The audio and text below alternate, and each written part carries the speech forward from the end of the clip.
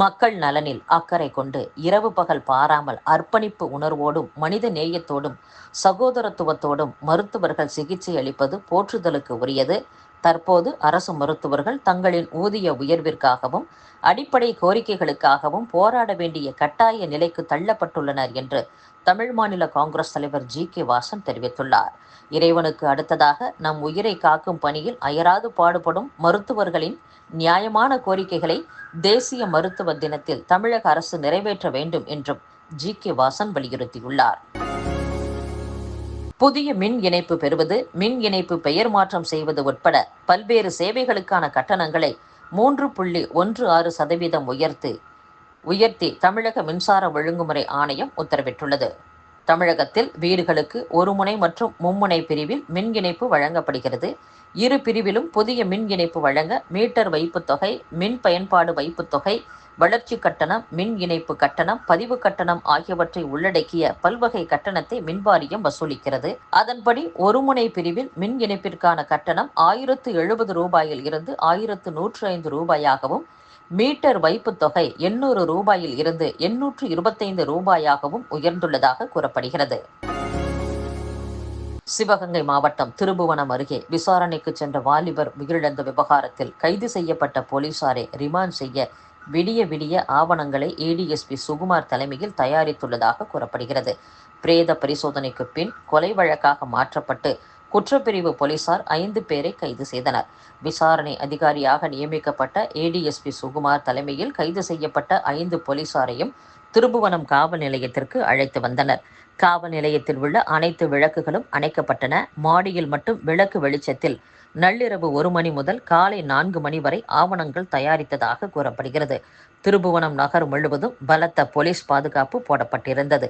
நீதிபதி வீட்டிற்கு அதிகாலையிலேயே அழைத்துச் சென்று ஆஜர்படுத்த திட்டமிட்டனர். இதற்காக காவல் நிலையத்தின் முன்பு விளக்குகள் உள்ளிட்ட அனைத்து விளக்குகளும் அணைக்கப்பட்டன. 5 பேருக்கும் திருபுவனம் அரசு மருத்துவமனையில் பரிசோதனையும் மேற்கொள்ளப்பட்டது. இதனிடையே கைது செய்யப்பட்ட போலீசாரின் உறவினர்கள் திருபுவனம் காவல் நிலையம் முன்பு போராட்டத்தில் ஈடுபட்டனர். உயர் அதிகாரிகளின் உத்தரவிற்கு ஏற்பத்தான் போலீசார் செயல்பட்டதாகவும் தனிப்பட்ட முறையில் விசாரணை மேற்கொள்ளப்படவில்லை எனவும் கூறியுள்ளனர்.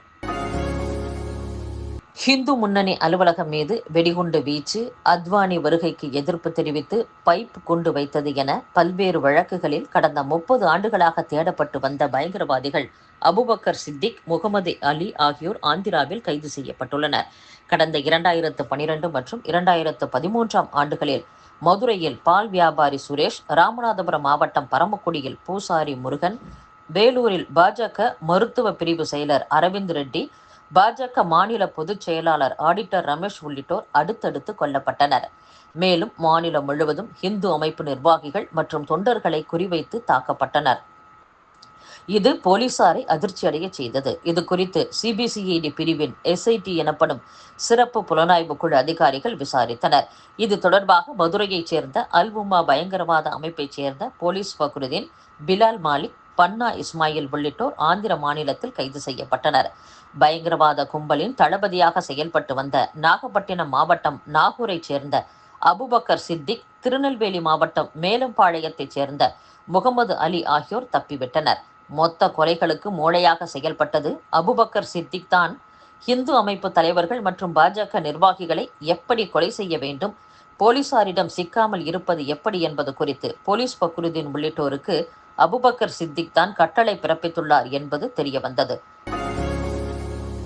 பார் கவுன்சில் ஆஃப் இந்தியா, இந்திய பல் மருத்துவ கவுன்சில் போன்ற சட்டப்பூர்வ அமைப்புகளில் தேர்ந்தெடுக்கப்படும் பிரதிநிதிகளில் மாற்றுத்திறனாளிகளுக்கு உரிய இடஒதுக்கீடு வழங்க நடவடிக்கை எடுக்க வேண்டும் என்று சென்னை உயர்நீதிமன்றம் உத்தரவிட்டுள்ளது. சிவகங்கை மாவட்டம் மடப்புரத்தில் விசாரணைக்கு அழைத்துச் செல்லப்பட்ட கோவில் காவலாளி அஜித்குமாரை கம்புகளால் போலீசார் சரமாரியாக தாக்கும் வீடியோ வெளியாகி பரபரப்பை ஏற்படுத்தியுள்ளது. போலீசார் சுற்றி நின்று அஜித்குமாரை தாக்கும் காட்சிகள் அதில் இடம்பெற்றுள்ளன. இதை ஜன்னல் வழியாக ஒருவர் வீடியோ எடுத்துள்ளார். இந்த வீடியோ எடுத்தவர் நேற்று பிற்பகலில் நேரில் ஆஜராக வேண்டும் என்று உயர்நீதிமன்ற நீதிபதி உத்தரவிட்டார். இந்நிலையில் வீடியோ வெளியிட்டவருக்கு பாதுகாப்பு வழங்க நீதிமன்றம் நடவடிக்கை எடுக்க வேண்டும் என்ற கோரிக்கையும் எழுந்துள்ளது. காவலாளி அஜித்குமார் உடலை தகனம் செய்த போது அவரது உடல் மீது பெட்ரோல் ஊற்றி அதன் பின் தீ வைத்துள்ளனர். இது தொடர்பான வீடியோவும் வெளியாகியுள்ளது.